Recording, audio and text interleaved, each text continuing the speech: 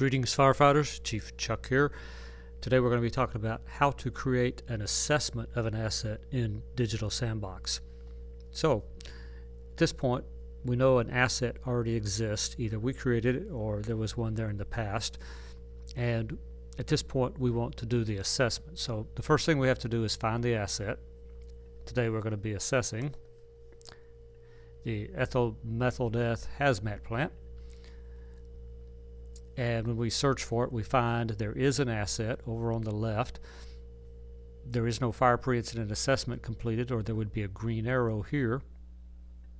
So we're going to go ahead and click on the asset to open that up. So we are now looking at the asset in overview mode. And if we come down here to data collection, there is fire pre-incident assessment hyperlink. It has a 0 beside it, indicating there's none associated with it. So we click on the Start New button on this page. It takes us to this page, which just allows us to confirm that we're going to be doing a fire pre-incident assessment of this asset. And here's the important page where we choose the particular sections that we want to include. It is important to only include the sections for which you have information. Don't just automatically click all these. About this assessment is pre-selected. That's required. Building you will use most all the time. Water supply, which allows you to document the hydrants, you will use most all the time. Fire protection systems, only if you have standpipes or a sprinkler system or other fire protection features you want to document.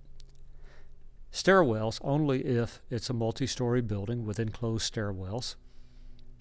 Elevators likewise. Utilities, you typically include that because that's where your cutoff information is. Emergency contacts, that's real important. We almost always include that. Hazmat, only if there's some significant quantities of hazardous materials. Documents and images is pre-selected. That is required normally.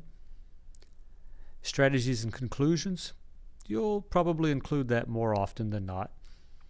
Observations, again, probably more often than not. There is no need to ever include a map. That is unnecessary.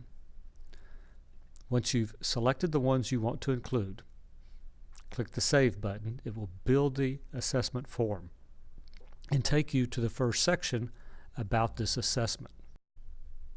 This concludes our lesson on how to start a new assessment. In upcoming videos, we'll discuss how to complete each individual section of the assessment.